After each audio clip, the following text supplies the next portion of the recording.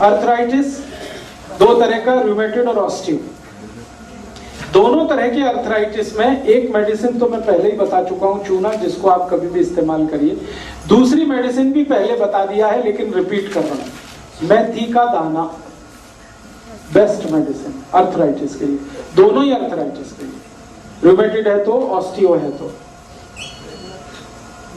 लेने का तरीका बता चुका हूं, एक छोटा चम्मच मेथी का दाना 1 गिलास गर्म पानी में रात को डालना, सवेरे उठ के पानी सिप सिप पीना, दाना चबा के खाना, तो अर्थराइटिस के लिए। और एक एक्स्ट्रा मेडिसिन अब मैं बताने जा रहा हूं अर्थराइटिस के लिए। ऐसे अर्थराइटिक पेशेंट जो टोटली बेड रिडन हो गए, 40 साल से उनको तकलीफ है, कोई बोलेगा 30 साल से तकलीफ है, किसी को 20 साल से तकलीफ है, और ऐसी कंडीशन हो सकती है कि वो 2 कदम भी ना चल सकें, हाथ भी नहीं हिला सकें, इतना दर्द उनको होता है, तो लेटे रहते हैं बेड पे, करवट भी नहीं बदल सकते। उस कंडीशन के लिए जिनको बहुत पुरानी अर्थराइटिस है, 20 साल 25 साल 15 साल, उनके लिए एक स्पेशल मेडिसिन है जो उसी के लिए काम आती है।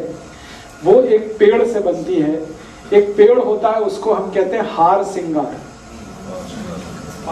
पारिजात। संस्कृत में उसको पारिजात कहते हैं, हिंदी में हार सिंगार। उसमें सफेद रंग के फूल आते हैं और नारंगी रंग की डंडी। सफेद रंग का फूल छोटा होता है, नारंगी डंडी होती है। फूल में बहुत तेज खुशबू आती है, रात को ही फूल खिलते हैं, सुबह जब आप उठेंगे तो वो जमीन पे गिरे हुए मिलते हैं।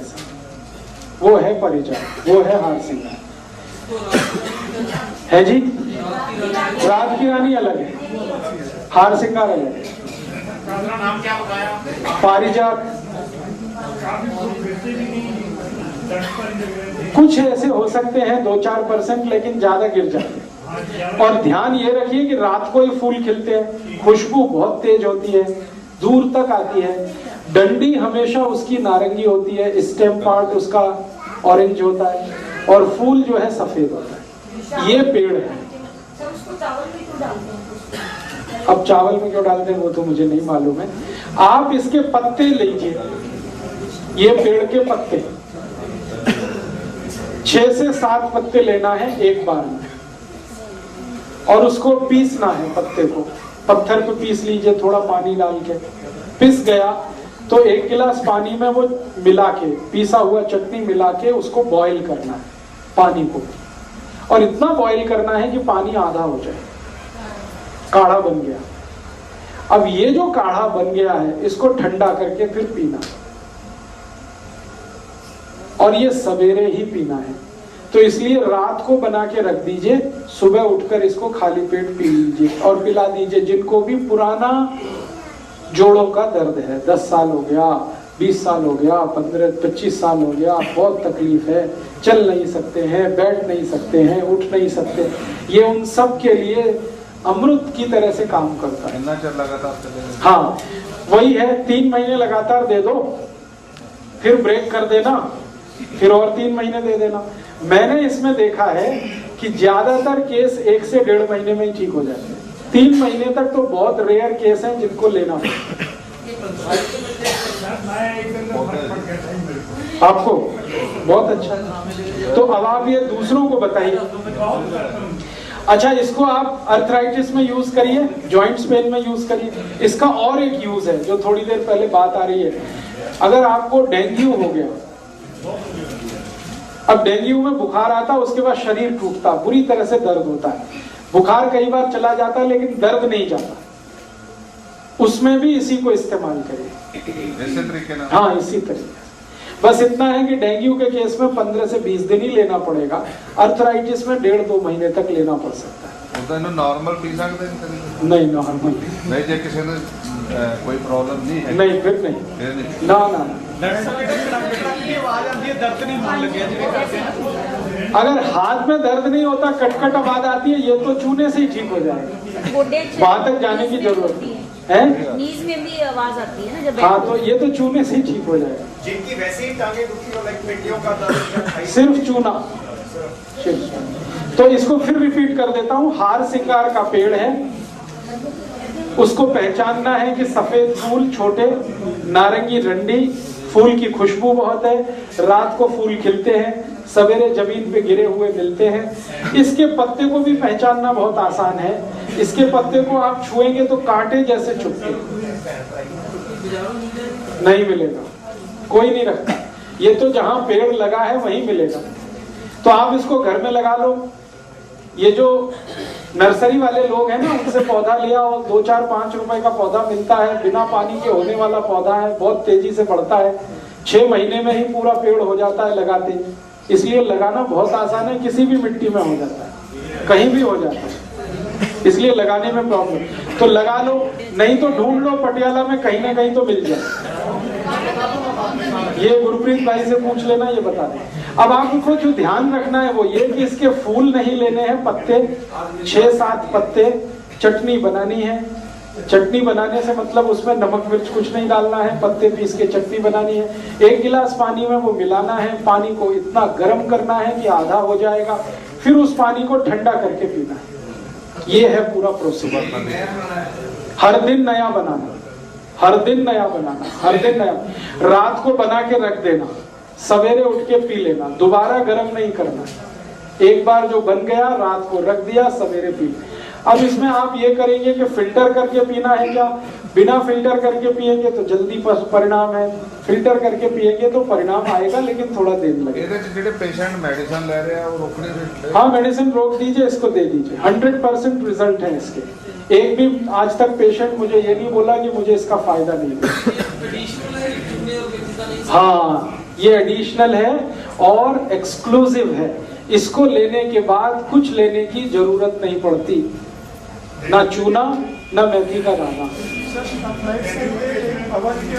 डेंगू पेशेंट भी इसको ले सकते हैं। और जितने तरह के आपको बीमारी आती है, बुखार जिसमें जोड़ों के दर्द आ जाते हैं, किसी भी तरह का बुखार जिसमें जोड़ों का दर्द आ जाए और जल्दी ठीक ना हो, उन सब में आप इसको यूज करें। मेथी दाने के साथ में नहीं नहीं नहीं नहीं जी, ये इतनी स्ट्रॉन्ग दवा है कि ये अकेली ही ली जाती है। दूसरा सर इसके अफेक्ट्स के लिए बाबा की किताब में दिया है सुंड, मेथी दाना, हल्दी, अश्वगंधा, हल्दी। हाँ जरूर लीजिए। उनके पाउडर के साथ मेरा ये कहना है कि जो किताब में है वो तो आपको मालूम ही है, मैं तो वो बता रहा हूँ जो किताब में नहीं है आपके पास। नहीं, ये उसके साथ नहीं, बिल्कुल नहीं। साथ में एक बार में आप समझ लीजिए, ये एक्सक्लूसिव मेडिसिन है तो अकेली ही ली जाएगी। इसके साथ कुछ भी लेंगे तो तकलीफ हो जाएगी। और एक बीमारी में इसका इस्तेमाल कर सकते हैं। आरए फैक्टर जिनका भी प्रॉब्लमेटिक है और डॉक्टर कहता है कि इसके ठीक होने का कोई चांस नहीं है, कई बार कार्टिलेज पूरी तरह से खत्म हो जाते हैं और डॉक्टर कहता अब कोई चांस नहीं है, नी जॉइंट्स आपको रिप्लेस करने ही पड़ेंगे, हिप जॉइंट्स आपको रिप्लेस करने ही पड़ेंगे। तो जिनके नी जॉइंट्स रिप्लेस करने की नौबत आ गई हो, माने घुटने निकाल के नए लगाने पड़ रहे हो या हिप जॉइंट्स निकाल के नया लगाना पड़ रहा, उन सब के लिए ये दवा है। हार सिंगार। कभी भी मेरा आपको कहना है कि नी जॉइंट्स को रिप्लेस मत कराइए, कितना भी अच्छा डॉक्टर आए, कितनी भी बड़ी गारंटी दे, कभी भी मत कराइए उसको। और हिप जॉइंट्स को कभी रिप्लेस मत कराइए। भगवान की जो बनाई हुई है वो कोई नहीं बना के दे सकता आपको दोबारा। आपके पास जो है उसी को रिपेयर करके काम चलाइए। हमारे देश के प्रधानमंत्री श्री अटल जी ने ये प्रयास किया, नी जॉइंट्स का रिप्लेसमेंट हुआ, अमेरिका के बहुत बड़े डॉक्टर ने किया। आज उनकी तकलीफ पहले से ज्यादा है। पहले तो थोड़ा बहुत चल लेते थे, अब तो चलना बिल्कुल बंद हो गया है, कुर्सी पे ले जाना पड़ता है। अब आप सोचो, जब प्रधानमंत्री के साथ ये हो सकता है तो आप तो कॉमन पीपल। इसलिए बड़े बड़े डॉक्टर आते हैं अमेरिका से और हर साल यहाँ कैंप लगाते हैं और इन कैंपों में भीड़ उमड़ती है, नी रिप्लेस कर लो, ये रिप्लेस कर लो। ये मत करिए आप। भगवान ने जो दे दिया है उस पर भरोसा रखिए, उसको रिपेयर कर लीजिए। पैसे का घमंड कभी मत करिए कि मेरे पास पैसा है तो मैं क्यों नहीं कर सकता। पैसे से दुनिया में सब नहीं होता, जो हो जाता तब तो ये दुनिया ही दूसरी तरह की। उनको मालूम था लेकिन उनके सहयोगियों ने चलने नहीं दी। वो चाहते नहीं थे कि ऑपरेशन हो, लेकिन उनके आसपास के लोग थे, उन्होंने कहा अरे अगर अमेरिका का डॉक्टर है, इतना अच्छा है, वैसा है तैसा। सबके दिमाग में तो भूत घुसा हुआ है ना, अमेरिका अमेरिका अमेरिका, सारी दुनिया में हर चीज अमेरिका की ही अच्छी है। अब वो अमेरिका खुद भिखारी है सारी दुनिया के सामने। तो ये दिमाग का फितूर हटाइए आप कि अमेरिका से कोई डॉक्टर आ गया, उसके पास 8-10 बड़ी डिग्रियां हैं तो बहुत बड़ा ज्ञानी हो जाएगा। बिल्कुल जरूरी नहीं। ज्ञान का डिग्री के साथ कोई लेना देना नहीं है, कोई रिश्ता नहीं है। हो सकता है किसी के पास बिल्कुल डिग्री ना हो, आपके गांव का साधारण वैद्य हो, वो कैंसर मिटा दे आपका, और हो सकता है बड़ा डिग्री वाला आपकी जान निकाल दे। इसलिए नॉलेज को सम्मान करिए, डिग्रियों के पीछे मत भागिए। इतना पागलपन हम में आ गया है कि थोड़ा सा ऐसी डिग्री जो हमें भी नहीं समझती, FRCH MDH, आपको खुद कुछ नहीं मालूम है कि इसका मतलब क्या होता है, आप लगे हैं उसके पीछे के तो बड़ा डॉक्टर है, फीस भी ज्यादा लेता है, दवाएं भी बहुत लिखता है। ये चक्कर छोड़िए, क्योंकि सिंपल मेडिसिन हमारे आसपास में जो उपलब्ध हैं वो इतनी इफेक्टिव है जो कोई दूसरी कॉम्प्लिकेटेड मेडिसिन नहीं।